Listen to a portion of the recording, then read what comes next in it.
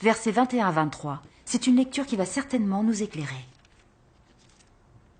Le Seigneur Jésus a dit, « Ceux qui me disent « Seigneur, Seigneur » n'entreront pas tous dans le royaume des cieux, mais celui-là seul qui fait la volonté de mon Père qui est dans les cieux. » Plusieurs me diront en ce jour-là, « Seigneur, Seigneur, n'avons-nous pas prophétisé par ton nom? N'avons-nous pas chassé des démons par ton nom? Et n'avons-nous pas fait beaucoup de miracles par ton nom? » Alors je leur dirai ouvertement, « Je ne vous ai jamais connus. Retirez-vous de moi, vous qui commettez l'iniquité. » À travers les paroles du Seigneur Jésus, nous voyons que le Seigneur Jésus a dit, « Mais celui-là seul qui fait la volonté de mon Père qui est dans les cieux. » Il n'a pas dit que tous ceux qui sont fidèles au nom du Seigneur Jésus et œuvrent dur pour le Seigneur seront récompensés et entreront dans le royaume des cieux. Oui, c'est un fait, n'est-ce pas? C'est vrai. Le Seigneur n'a pas dit que les gens pouvaient se contenter de travailler dur pour entrer dans son royaume. Pour moi, ce sont nos façons de voir et notre imagination qui sont à revoir. Si d'après nos façons de voir, tous ceux qui s'accrochent au nom du Seigneur et travaillent dur pour lui entreront dans le royaume des cieux. Pourquoi ceux qui prêchaient et chassaient des démons au nom du Seigneur Jésus sont condamnés par le Seigneur? Oui, pourquoi? C'est étrange en effet.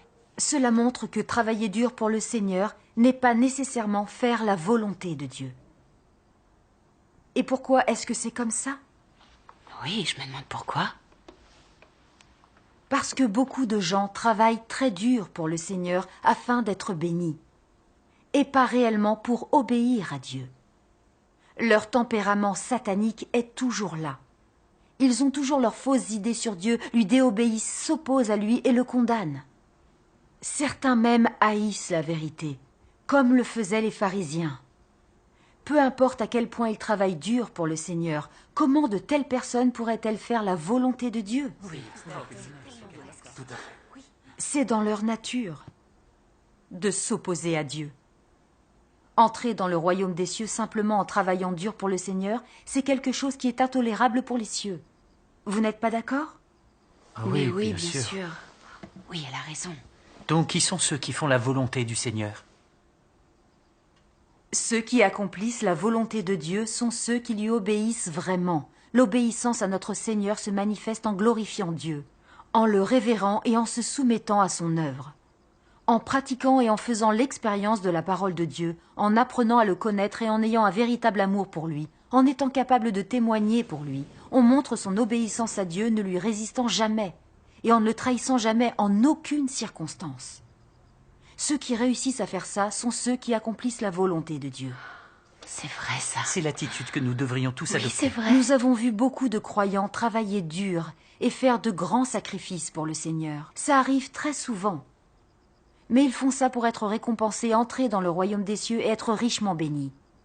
Et pas pour aimer Dieu et lui obéir. Une telle dévotion n'est rien de plus qu'un moyen de faire une sorte de marché avec Dieu.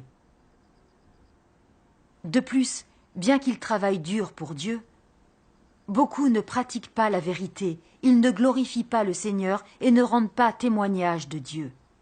Au lieu de ça, ils s'érigent souvent en idoles et poussent d'autres à les adorer et à les suivre. Toutes leurs actions ont pour but de préserver leur statut et leurs revenus.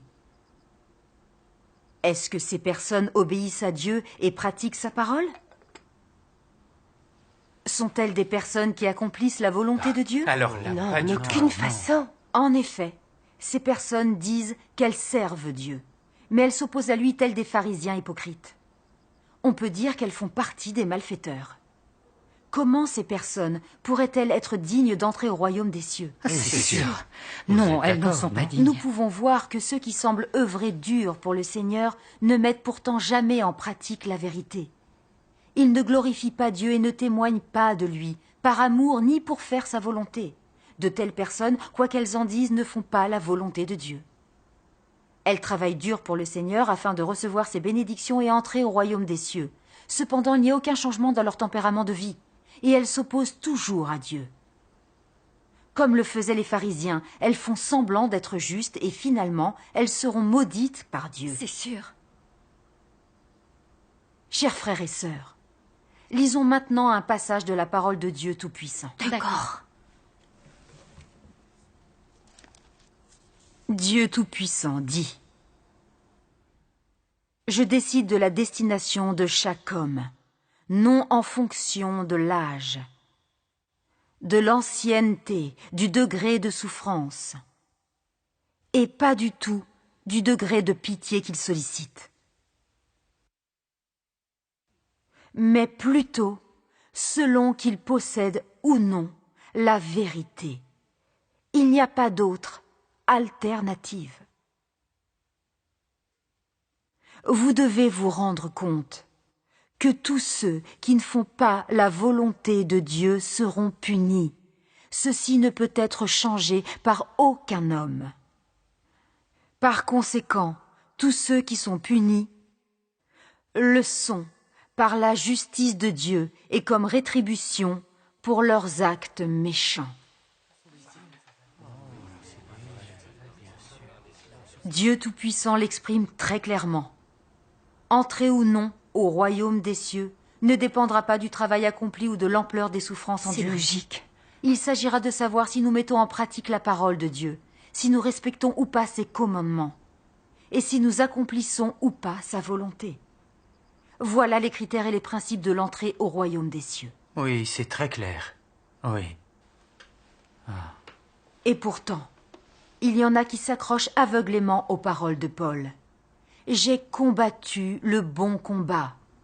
J'ai achevé la course. J'ai gardé la foi. Désormais, la couronne de justice m'est réservée. Ils prennent les idées erronées de Paul comme la base théorique pour entrer au royaume des cieux.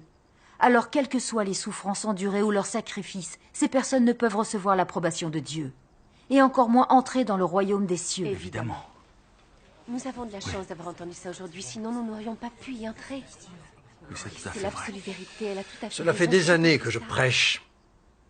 Et pourtant, je n'avais pas compris ce que signifiait faire la volonté du Père Céleste. Tout ce que je savais faire, c'était travailler dur et me dévouer au Seigneur.